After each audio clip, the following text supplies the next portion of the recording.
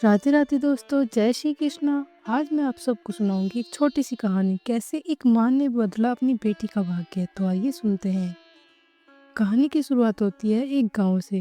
गांव का नाम था सूरजपुर।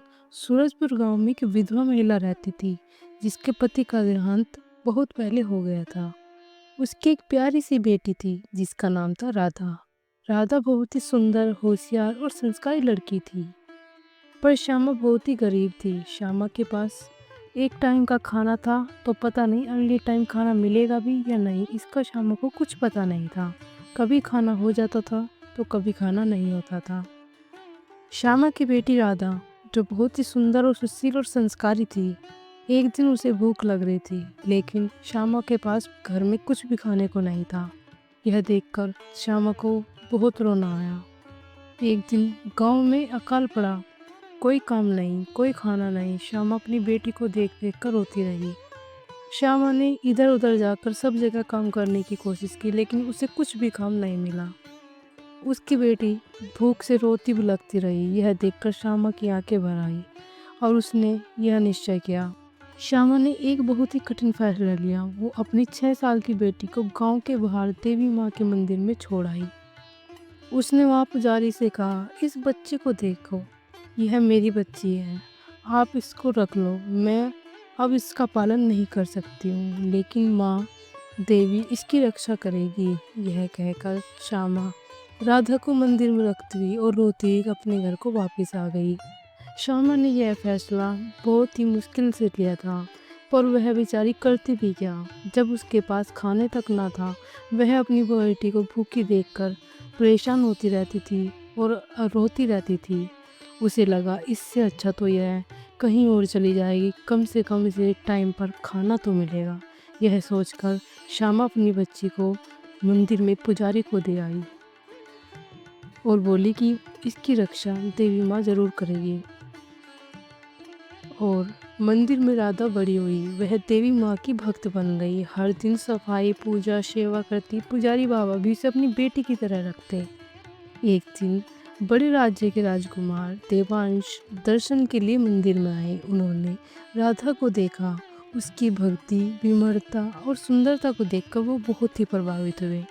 राधा बहुत ही सुंदर लड़की थी और गुणवान तो वो पहले से ही थी, लेकिन मंदिर में रहकर पुजारी जी के संस्कारों से वो और अत्यधिक गुणवान हो गई। राजकुमार ने कहा कि ये लड़की कौन है, मैं इससे विवाह करना चाहता हूँ, मैं इस लड़की से विवाह करना चाहता हूँ। यह कहकर उन्होंने पुजारी को बुलाया और पुजारी से कहा कि मैं इस लड़की से विवाह करना चाहता हूँ। लेकिन पुजारी ने ना करते हुए राधा से पूछा। राधा के हाँ बोलने पर राजकुमार से राधा का विवाह हो गया। लेकिन विवाह होने से पहले राधा ने एक शर्त रखी कि मैं विवाह तभी करूँगी जब विवाह से पहले मेरी माँ जहाँ भी होगी जो मुझसे मिलने आएगी। राधा ने बोला, मुझे एक बार अपनी माँ को देखना है।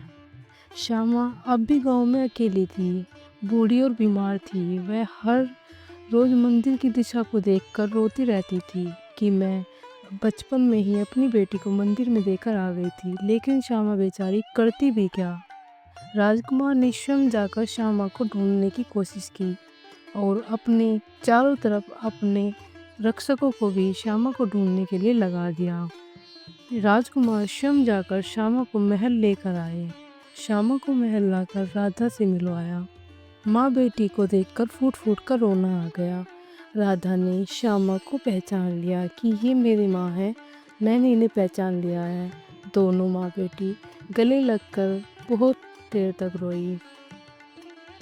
श्यामा बोली कि मैंने तो सोचा था मेरी बेटी खो गई है, पर देवी माँ ने मुझे मेरी बेटी को महालक्ष्मी, राजलक्ष्मी बनाकर लौटा दिया है। अंत में राधा रानी बन गई, लेकिन हर दिन अपनी माँ के चरण धोती थी। उनसे कहा, जिस माँ ने खुद को त्याग उससे ही मुझे देवी माँ तक पहुँचाया है। माँ का त्याग कभी व्यर्थ नहीं जाता और सच्ची भक्ति हर संकट को पार कर देती है। तो आपको ये कहानी कैसी लगी, प्लीज़ कमेंट में ज़रूर बताइएगा। अगर थोड़ी सी भी अच्छी लगी हो तो मेरी वीडियो को लाइक करें, कमेंट करें, शेयर करें और मेरे चैनल को सब्सक्राइब करें। राधे राधे दोस्तों, जय श्री कृष्णा।